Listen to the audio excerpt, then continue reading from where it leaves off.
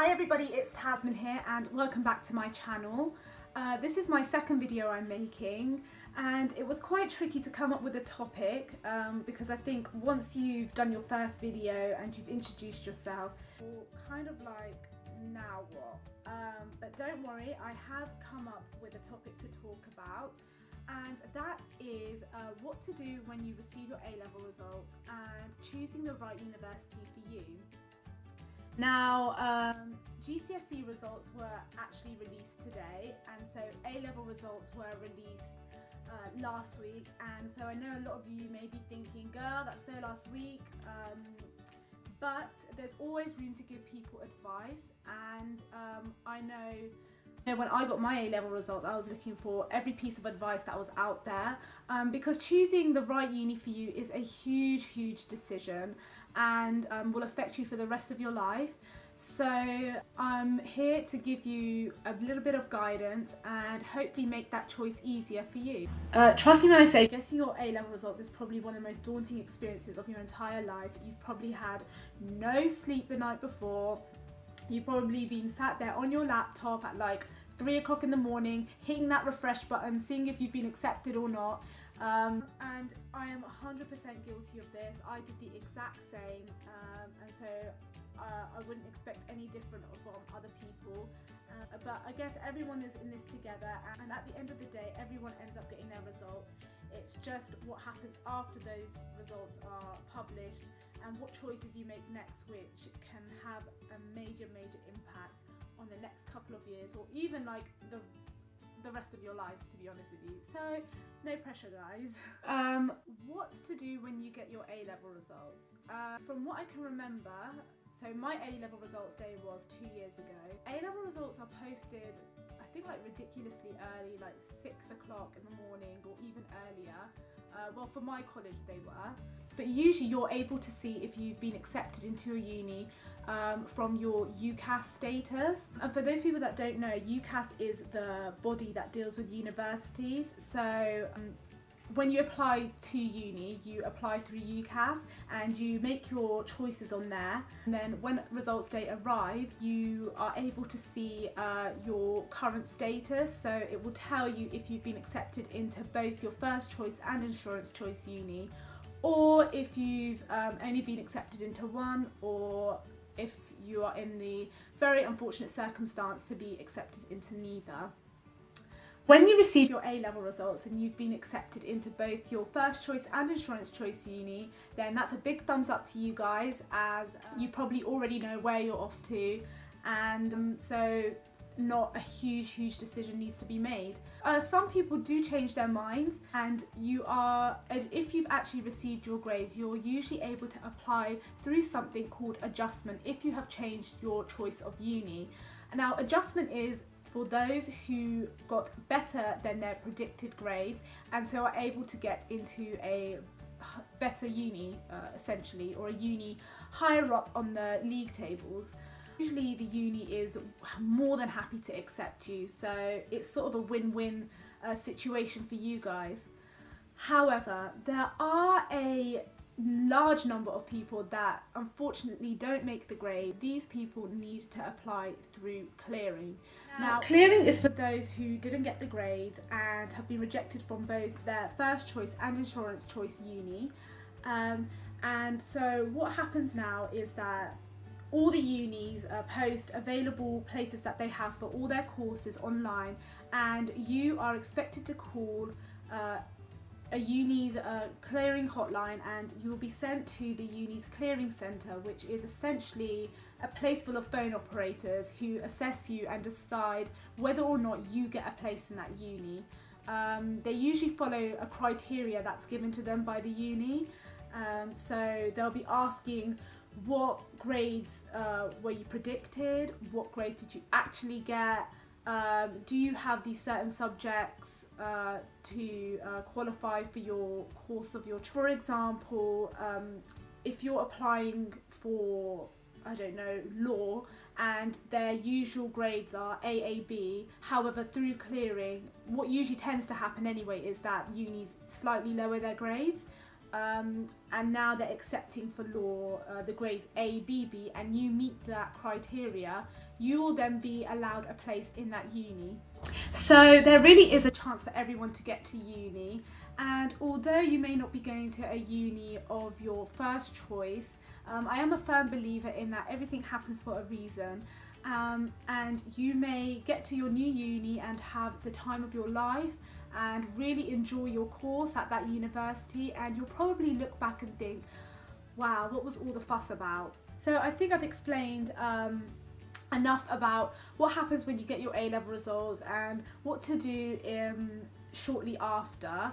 And I admit I think I've done this video the wrong way around, because now I'm going to start to talk about choosing the right uni for you before you've even got your A-level results. But yeah, sorry guys, I didn't really think about that.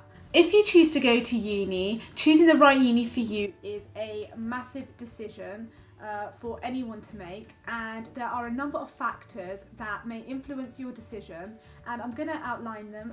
And so hopefully if you've taken into account of all these factors, you've made the right choice for you. So factor number one is choosing the uni which has the right course for you. Choosing your uni course in itself is like a whole nother video, so maybe I'll do that later, but you need to look at which unis provide the course that you want to study.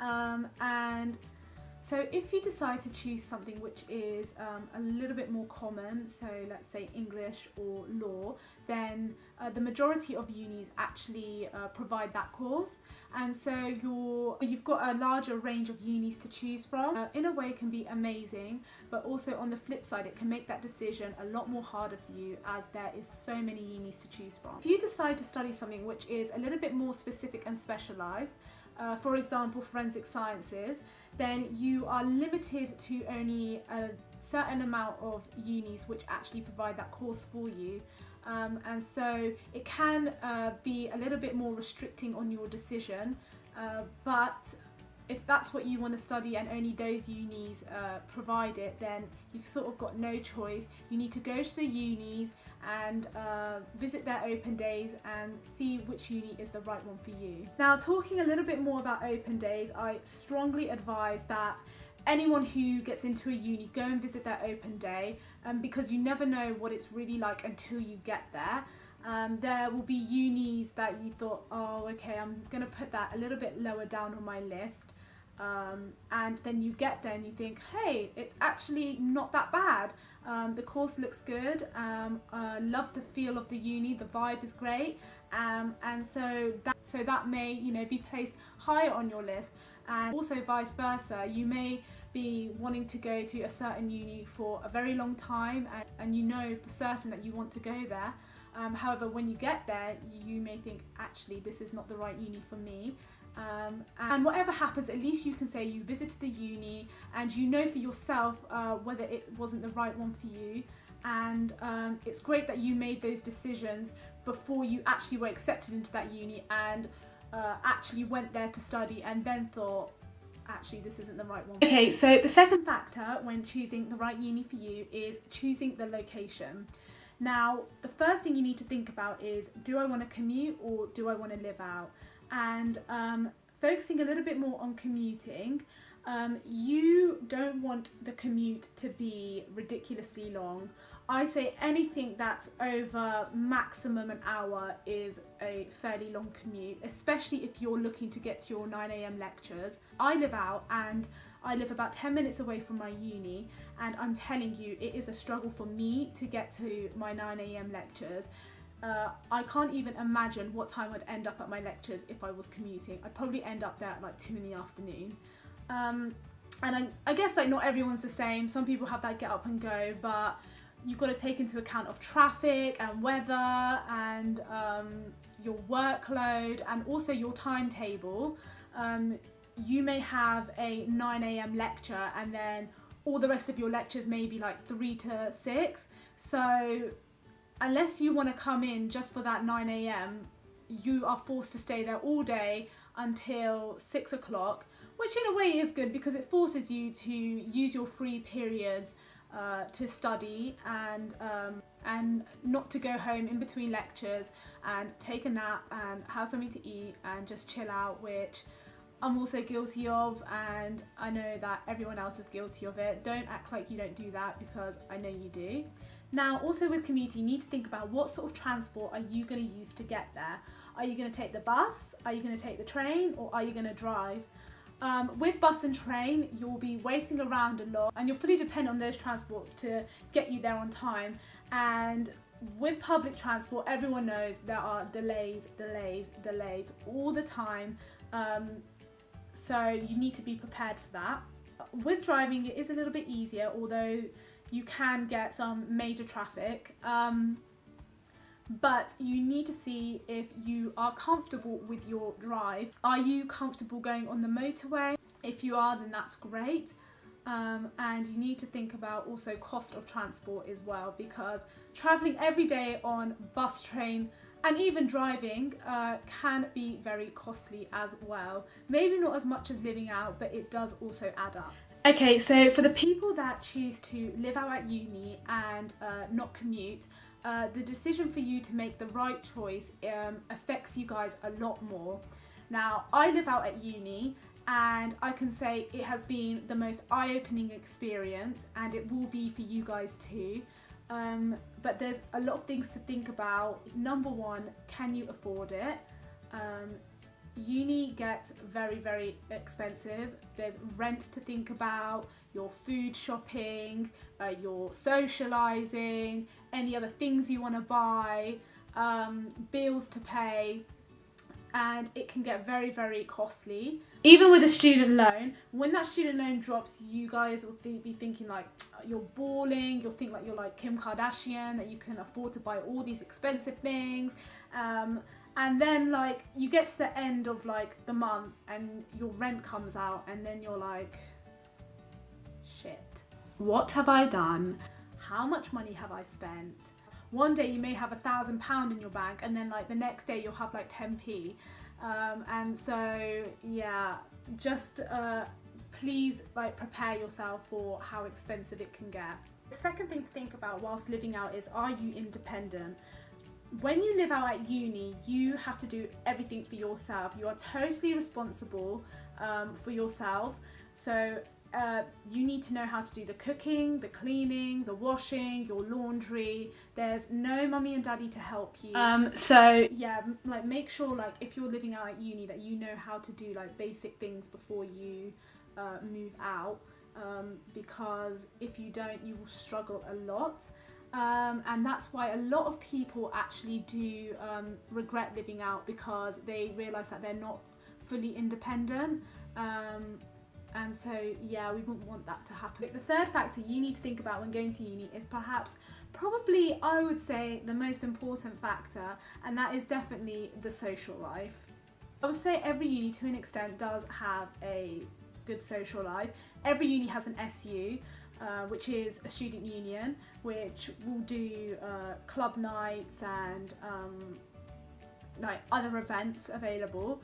But for some people in their mind want to go to city-based uni so that there is more to do and more to explore, and you're socialising a lot more. And some people like to go to a uni which is a little bit more isolated, or out, not in the countryside, but just not in a city.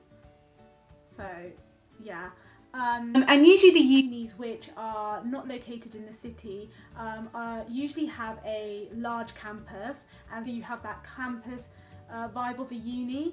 And my uni is a huge campus, and a lot of people think that, oh, but if it's just like one campus and there's not a lot to do, then yes, it can get boring at times, but I'd say you are get a lot closer with the people that you make friends with, because you're constantly always seeing them around campus, and you always make that extra effort to socialise because there's not that much to do, and so it really solidifies your relationships with all the people that you meet.